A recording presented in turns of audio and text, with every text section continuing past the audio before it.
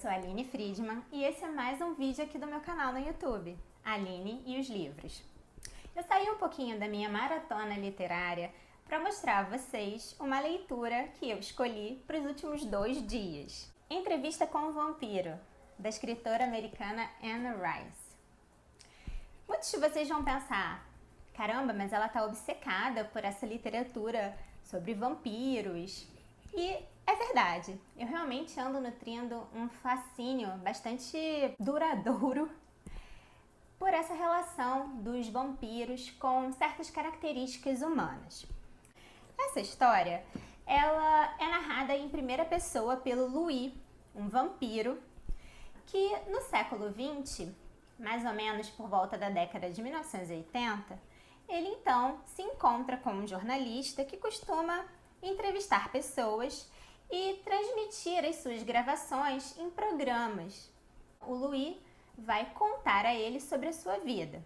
O jornalista o leva para o seu apartamento e no início ele parece um tanto quanto assustado. Tanto ele quanto o vampiro estão se acomodando, cada um em sua posição. As janelas, as cores do ambiente, a luz, o cigarro do jornalista. Tudo isso ajuda a formar esse clima de tensão e de mistério. O que será que vai acontecer? Como vai acabar essa entrevista? Tudo começou em 1791, quando ele passou por uma crise familiar logo após a morte do seu pai. Lembremos que o Louis era um fazendeiro que plantava algodão e cana-de-açúcar. Ele era de ascendência francesa e morava em Nova Orleans, na Louisiana. Essa colônia, então, reavivada pelos mistérios e pelas modas parisienses, tinha muitos mistérios na sua vida local. Esses mistérios, então, vão passar a fazer parte da vida do Louis. Mas essa história, ela começa com uma tragédia. O irmão do Louis, que tinha cerca de 15 anos na época, começa a se tornar um fanático religioso. Ele acha que tem visões, ele quer virar seminarista, ele acha que o Louis tem que mandar construir imagens de santos. Mas numa discussão com o irmão, ele fala coisas desagradáveis e o irmão sai esbaforido do quarto. Só que o irmão, no alto da escada, ele olha para cima como se ele estivesse vendo alguém. Mas o pé dele falseia, ele cai da escada, quebra o pescoço e morre.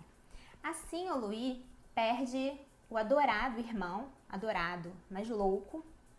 E a partir de então, a vida dele, que geralmente era tão dedicada à organização administrativa, financeira e social da família, ele acaba se tornando uma pessoa em profundo desalento, deprimido, passa a beber, vagar pelas ruas, ou seja, se torna um prato perfeito para um vampiro andando à espreita.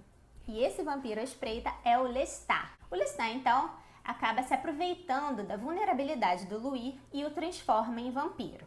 Desde o início, o Lestat se mostra uma criatura bastante estranha.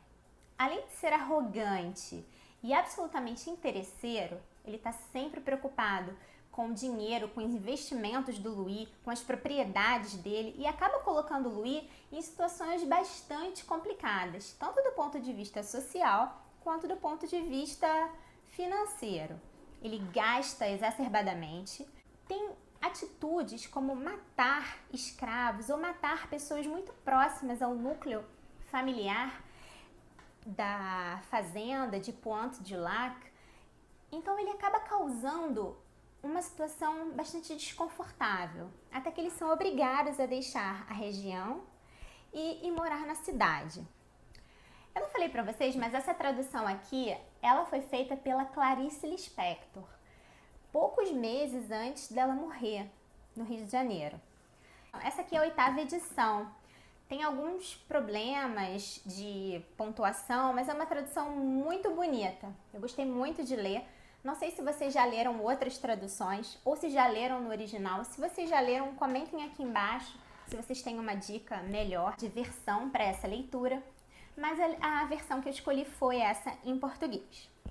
Voltando então à história, do Lestat e do Louis, o Lestat aos poucos vai percebendo que o Louis quer se distanciar dele.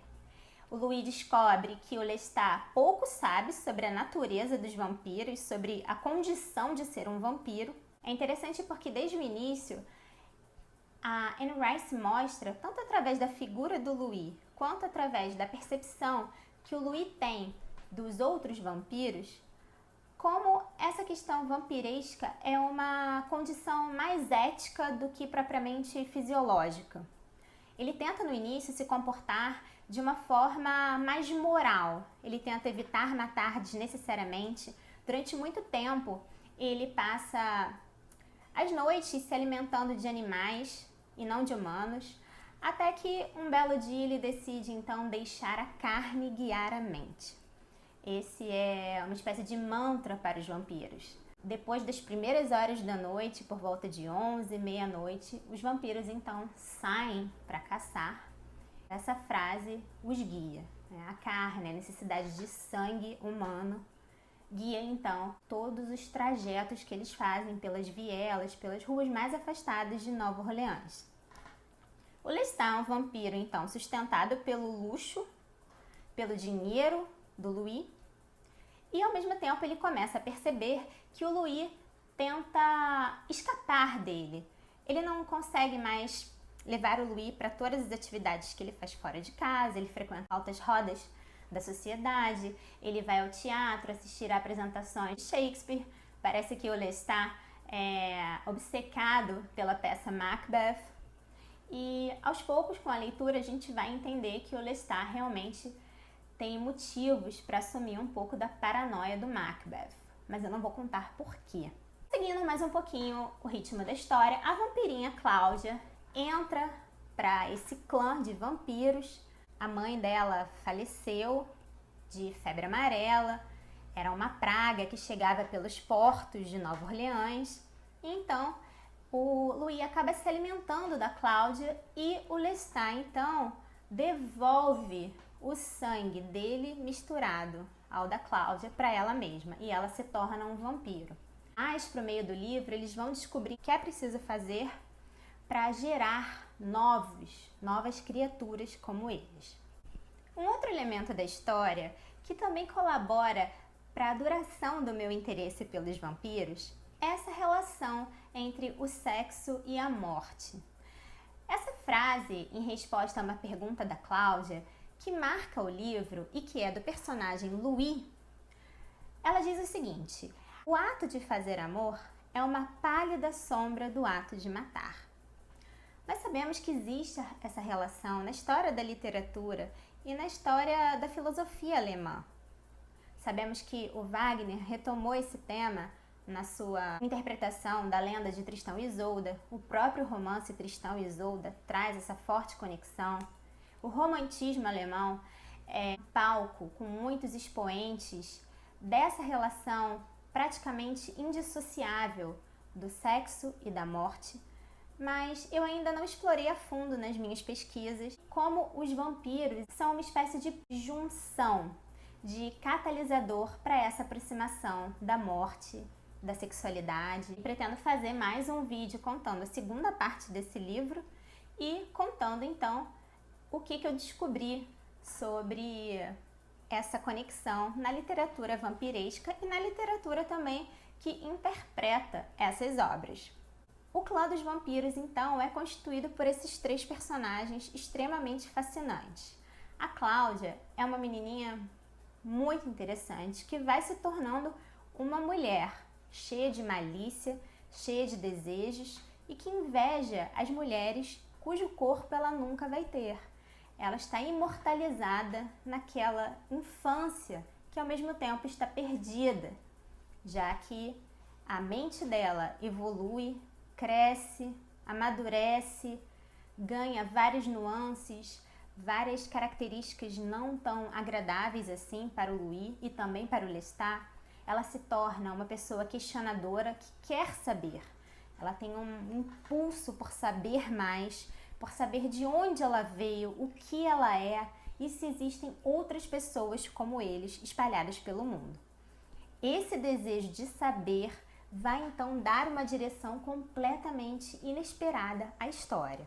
A Cláudia é quem vai catapultar essa separação quase que definitiva daquela tríade que vivia assolando, dizimando famílias em Nova Orleans.